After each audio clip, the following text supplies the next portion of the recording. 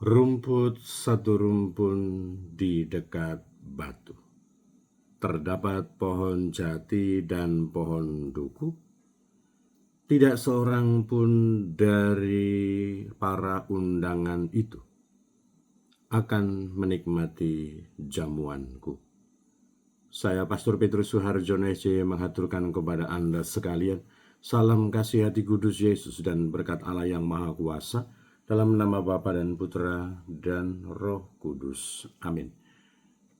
Pada kesempatan ini bersama-sama kita akan mendengarkan dan sekaligus merenungkan bacaan Injil dari Injil Lukas bab 14 ayat 15 sampai 24. Bacaan Injil ini juga menjadi bahan permenungan kita dalam perayaan Ekaristi Hari Biasa Pekan Biasa ke-31, Selasa 4 November 2025, Gereja mengadakan peringatan wajib Santo Carolus Borromeus, seorang uskup. Pada waktu itu Yesus diundang makan oleh orang Farisi. Sementara perjamuan berlangsung, seorang dari tamu-tamu berkata kepada Yesus, "Berbahagialah orang yang akan dijamu dalam kerajaan Allah." Tetapi Yesus berkata kepadanya, "Ada seorang mengadakan perjamuan besar, ia mengundang banyak orang. Menjelang perjamuan dimulai, ia menyuruh hambanya menyatakan kepada para undangan, 'Marilah, sebab segala sesuatu sudah siap.' Tetapi mereka semua minta dimaafkan. Yang pertama berkata, 'Aku baru membeli ladang dan harus pergi melihatnya. Aku minta dimaafkan.' Yang lain berkata, 'Aku baru membeli 5 pasang lembu kebiri dan aku harus pergi mencobanya. Aku minta dimaafkan.' Yang lain lagi berkata, 'Aku baru saja menikah dan karena itu aku tidak dapat datang.' Maka kembalilah hamba itu dan menyampaikan semua itu kepada tuannya. Lalu murkalah tuan rumah itu dan berkata kepada hambanya, 'Pergilah segera ke segala jalan dan lorong kota, dan bawalah kemari orang-orang miskin dan cacat, orang-orang buta dan lumpuh.' Kemudian hamba itu melaporkan, 'Tuan, apa yang Tuan perintahkan sudah dilaksanakan. Sekalipun demikian masih ada tempat.'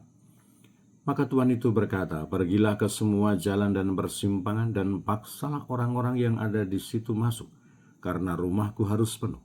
Sebab aku berkata kepadamu, tidak ada seorang pun dari para undangan itu akan menikmati jamuanku.' Demikianlah sabda Tuhan, terpujilah Kristus. Saudara-saudara yang terkasih, selamat pagi. Bagaimana kabar Anda hari ini? Semoga selalu sehat, berbahagia, bergembira, bersukacita, luar biasa, dan senantiasa merasakan kasih dan penyertaan Tuhan di hari yang baru ini. Semoga Anda sekalian, kita semua tetap setia dan tekun, saling mendukung dan mendoakan satu sama lain, supaya kita diteguhkan dalam iman, dikokohkan dalam harapan, dan dikobarkan dalam kasih kita kepada Allah dan juga kepada sesama. Kita berdoa untuk mereka yang sudah tua, yang lansia, yang sakit. Kita berdoa untuk mereka yang masih kecil, yang masih dalam masa pertumbuhan. Kita berdoa untuk mereka yang masih ada di dalam kandungan. Kita berdoa untuk mereka yang masih ada di bangku pendidikan. Kita berdoa untuk mereka yang sudah selesai sekolah dan sedang mencari pekerjaan dan juga teman hidup yang tepat. Kita berdoa untuk pribadi-pribadi, keluarga-keluarga yang menghadapi persoalan-persoalan kehidupan di dalam pribadi dan keluarga mereka. Semoga Tuhan sendiri yang menghibur, menolong, membimbing, menguatkan, supaya mereka menemukan solusi dan jalan keluar yang terbaik. Kita juga berdoa untuk mereka yang terus aktif ambil bagian dalam kegiatan pelayanan pastoral untuk kemuliaan Tuhan dan juga keselamatan sesama. Kita juga berdoa untuk mereka, saudara-saudari kita yang telah meninggal, semoga berbahagia bersama dengan para kudus dan Bapa di surga. Dan kiranya nasihat Yesus yang disampaikannya kepada orang yang mengatakannya, berbahagialah orang yang akan dijamu dalam kerajaan Allah. Ada sebuah iman, ada sebuah harapan, ada sebuah keyakinan dalam pribadi yang mengajak Yesus berdialog itu. Berbahagialah orang yang akan dijamu dalam kerajaan Allah. Dan kemudian Yesus menyampaikan jawaban yang sekaligus juga menjadi nasihat, bahwa dia menyampaikan sebuah perumpamaan di mana mereka yang diundang ternyata banyak alasan tidak datang.